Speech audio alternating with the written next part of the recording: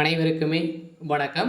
சற்று முன் கிடைத்திருக்கக்கூடிய ஒரு மிக மிக முக்கியமான செய்தி ஒன்று வெளியாகி உள்ளது. சற்று முன் 2G கொலை வழக்கில் MP கனிமொழி குற்றவாளி என நீதிமன்றம் இறுதி தீர்ப்பு. இது மாதிரி வந்து பார்த்தீங்கன்னா செய்திகள் வந்து வெளியாக இருக்குது. ஸோ ஏற்கனவே பார்த்தீங்கன்னா 2G வழக்கு மூலமாக அமைச்சர் MP கனிமொழி அவர்களும் அதே மாதிரி அமைச்சர் ஆர் ராசா அவர்களும் பார்த்தீங்கன்னா வசமாக ஏற்கனவே வந்து சிக்கியிருந்தாங்க. ஸோ வந்து பார்த்தீங்கன்னா கடந்த 2011 ஆண்டு காலத்தில் பார்த்தீங்கன்னா 2G வழக்கத்தில் வசமாக சிக்கியிருந்த சூழ்நிலையில் பார்த்தீங்கன்னா இது வந்து அரசுக்கு வந்து 26 லட்சத்தி மேலே வந்து பார்த்தீங்கன்னா அவங்க வந்து கோடிக்கு மேலே வந்து நிறைய ஊழல் வந்து செஞ்சுருந்தாங்க இந்த ஊழல் வழக்கில். திடீர்னு வந்து கனிமொழி அவர்களும் ராசா அவர்களும் அதிரடியாக கைது செய்யப்பட்டு வந்து புழல் சிறையிலிருந்து அடைக்கப்பட்டு மீண்டும் வந்து பார்த்தீங்கன்னா ரிலீஸ் செய்யப்பட்டு இருந்த நிலையில் மீண்டும் அவங்க வந்து வெளியில் வந்த அடுத்த நாளே வந்து பார்த்தீங்கன்னா அதிரடியாக ராசாவுடைய நண்பர் சாதிக் பாஷா அவர்கள் வந்து இருந்த சம்பவம் பெரும் மர்மமாகவே இருந்திருந்த நிலையில் தான் இதில் வந்து பார்த்தீங்கன்னா அதிரடியாக 2G கொலை வழக்கில் அதிரடியாக MP கனிமொழி அவர்களுக்கு இதில் தொடர்பு இருக்குது அப்படின்ற மாதிரி தான் இப்போ தகவல் வெளியாக இருக்கக்கூடிய சூழ்நிலையில் தான் இப்போ வந்து பார்த்தீங்கன்னா கனிமொழி அவர்கள் வந்து அதிரடியாக சிறையில் வந்து அடைக்கப்பட்டிருக்காங்க.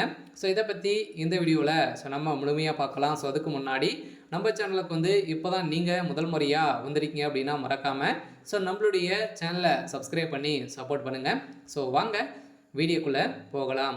வந்து பார்த்தீங்கன்னா இந்த 2G அலைக்கற்றையில் வழக்கில் அதிரடியாக அமைச்சர் கனிமொழி அவர்களும் அமைச்சர் ராசா அவர்களும் வசமாக சிக்கியிருந்தாங்க. இந்த வழக்கில் வந்து பார்த்தீங்கன்னா நிறைய மோசடிகள் வந்து செஞ்சுருக்காங்க அப்படின்ற மாதிரி குற்றப்பிரிவு போலீஸார் வந்து பார்த்தீங்கன்னா அதிரடியாக 2011 ஆண்டு காலத்தில் அதிரடியாக கைது செய்யப்பட்டாங்க. அதே மாதிரி வந்து பார்த்தீங்கன்னா இப்போ வந்து இந்த வழக்கில் ஏற்கனவே வந்து பார்த்தீங்கன்னா முடித்திருந்த நிலையில் மீண்டும் சாதிக் பாஷாவுடைய மனைவி அவங்க வந்து பார்த்தீங்கன்னா திடீர்னு வந்து வழக்கு பதிவு வந்து செய்திருக்கக்கூடிய நிலையில் தான் இப்போ இந்த வழக்கில் கனிமொழி அவர்கள் தான் குற்றவாளி அப்படின்ற மாதிரி தகவல் வெளியிட்டிருக்காங்க.